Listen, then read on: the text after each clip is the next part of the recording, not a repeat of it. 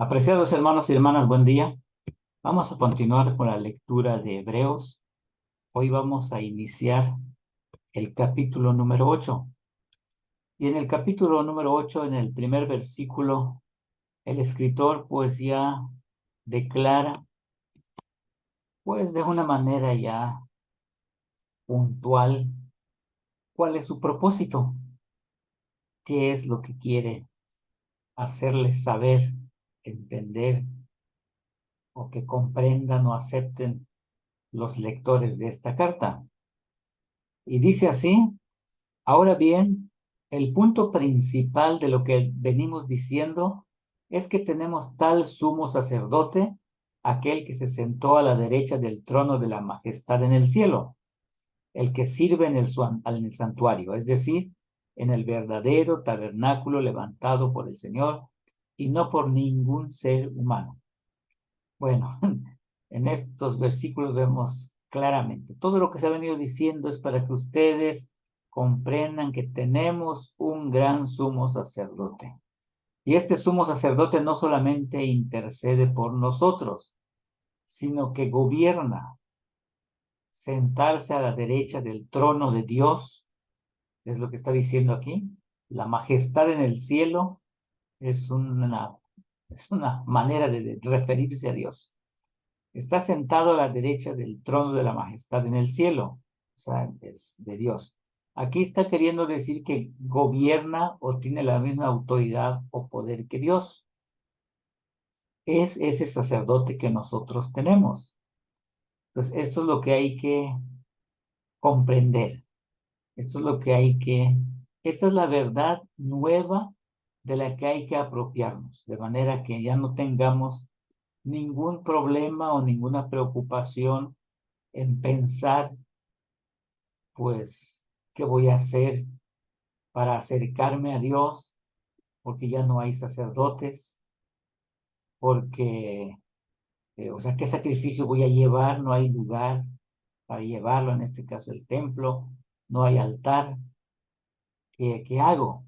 Entonces, les dice el escritor, no hay ningún problema. Nosotros tenemos a Jesucristo gobernando con la misma autoridad que el Padre. Ese es nuestro sumo sacerdote. Este sirve en el santuario, en el verdadero tabernáculo levantado por el Señor y no por ningún ser humano. Y bueno, aquí está diciendo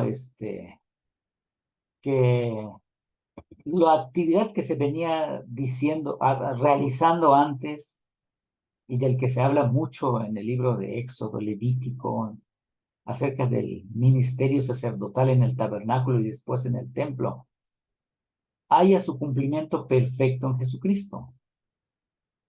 O sea, esto ya no es necesario ahora, porque el verdadero tabernáculo fue levantado por el Señor y Él es el que está ministrando, el que está sirviendo en ese lugar santo, en ese altar, y no por ningún ser humano, por ninguna otra, o ninguna otra persona. Este es lo verdadero, hecho por Dios.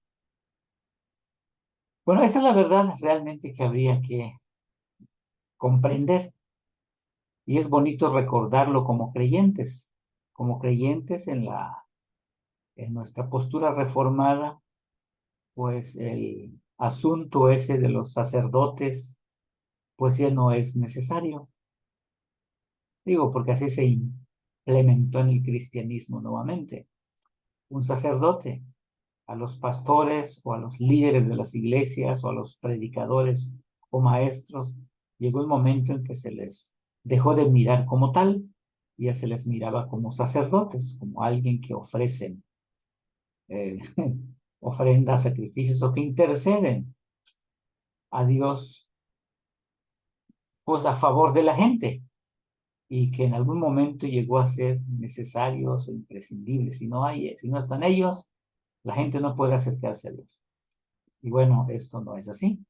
Tenemos al Señor Jesucristo puesto por Dios mismo, por el cual no se necesita.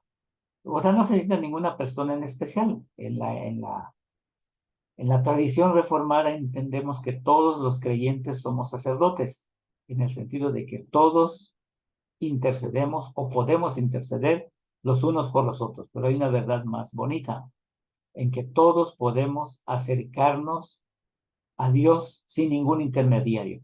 Nosotros mismos, diríamos en ese sentido, somos los sacerdotes. Por eso se dice el sacerdocio de todos los creyentes. Las y los creyentes, porque también, pues aquí se incluyen incluso las mujeres. Y como esto en esta época hay que aclararlo, pues bueno, se aclara. Entonces, esta es la verdad, hermanos, que se viene diciendo desde el capítulo 6, 7, y sobre todo aquí ya se declara. Esto es lo que queremos decir y que necesitan ustedes entender. Y bueno, y como eso no va a quedar muy claro en los lectores, se les vuelve a seguir explicando a detalle nuevamente para que puedan ellos comprender esto. Pues es una verdad nueva. Y así pasa con nosotros también, que tenemos enseñanzas arraigadas y cuando alguien nos dice o leemos en el texto bíblico que no es así, y bueno, entramos en shock, en crisis, y se nos hace, y tardamos mucho en asimilar esa nueva verdad y ponerla en práctica. Otros incluso ni siquiera lo hacen, o sea, simplemente no quieren, no se interesan en saber y en conocer, pero sobre todo en dar un cambio en sus prácticas, o en sus prácticas cristianas o en su estilo de vida. Apreciados hermanos, hermanas, les deseo un excelente día, que la sigan pasando bien. Hasta luego.